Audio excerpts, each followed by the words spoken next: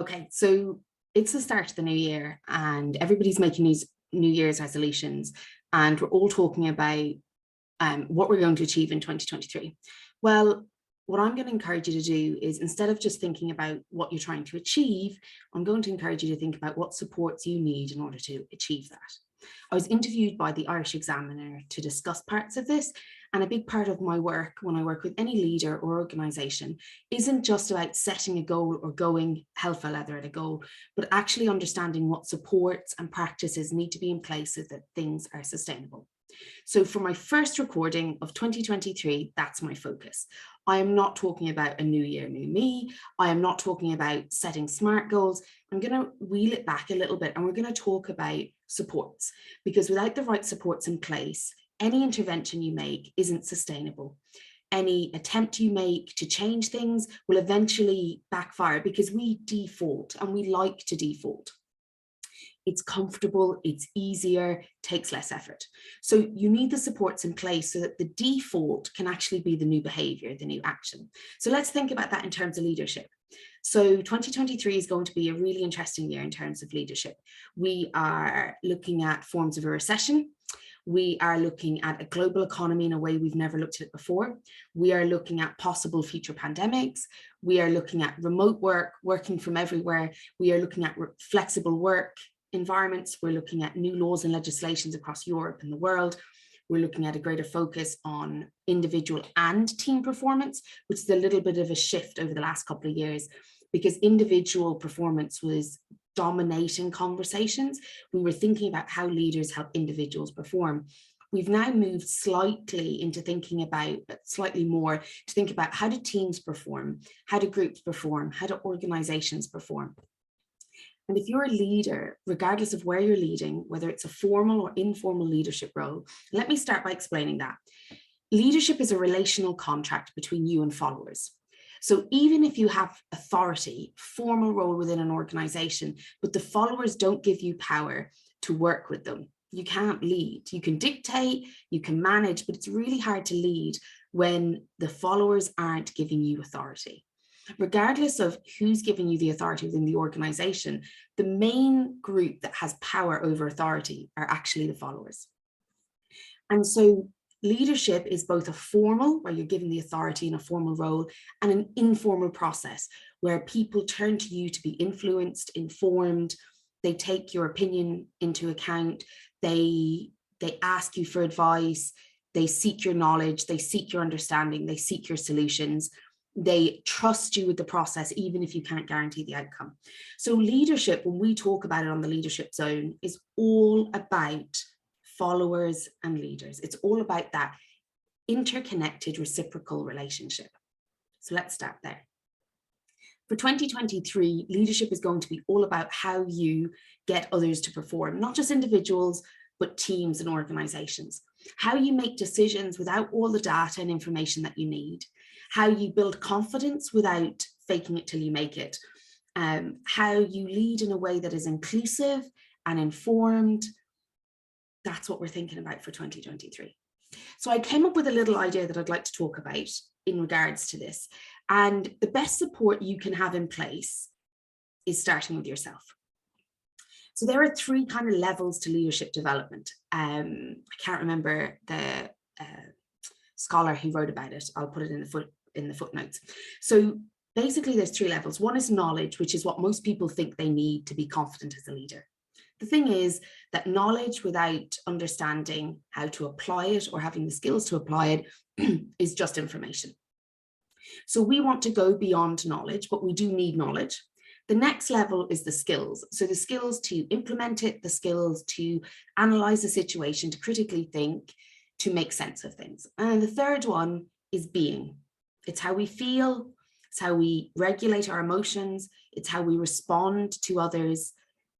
And it's usually happening within our bodies and within our presence in a way that we aren't always conscious of. Most leaders don't come for that development, but what I have found is that that is the pinnacle where all of the leadership knowledge and skills can come to life and actually give you the benefits that you want. So with that in mind, I had a book recommendation. Now, I am starting a book club, a leadership book club in 2023.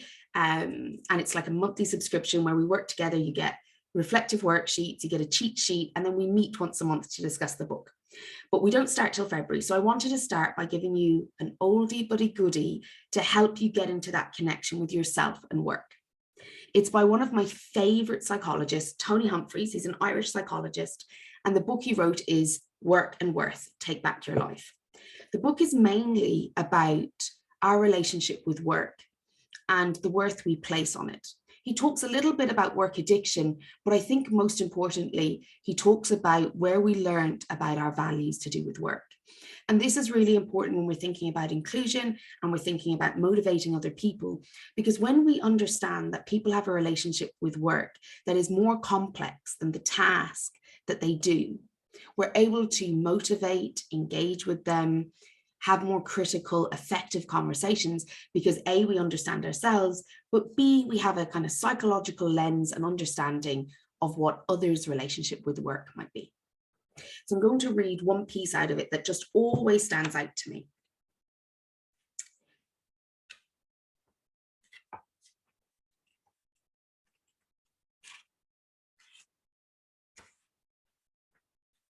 Your feelings, thoughts, dreams, and actions reveal at any one moment whether you are operating from your real or shadow self. So your real self being your authentic self, your shadow self being all your defenses, your fears, your concerns. Monitoring of these processes is the first step towards identifying your protective level of self-esteem and taking action to remedy whatever unmet need causes you to keep hidden your true self-worth.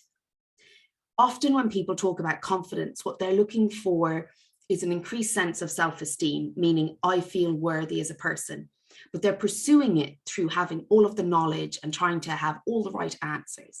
And in leadership, self-esteem is far more complex than that. And confidence is complex because you can't have all the answers. You can't know everything. So the relationship with self is a key factor in maintaining your wonderful presence and power in the world you inhabit. So that's what I was talking about on that third level. How do I actually hold my knowledge, my skills, and how do I emotionally relate to them when I'm working? What also helps enormously is to surround yourself with people who are affirming of your and their own worth, and who support you in freeing yourself from your internal and external shadow worlds. Meaning the supports I talked about at the beginning. How do you have the supports around you that allow you to thrive? That when you are struggling, you can turn to others, you can turn to the right books, you are reaffirmed by the people in your life, even when you make mistakes. Living in cultures that are person and relationship friendly creates further safety for you to be your true self and others. And in organizational context, we talk about psychological safety.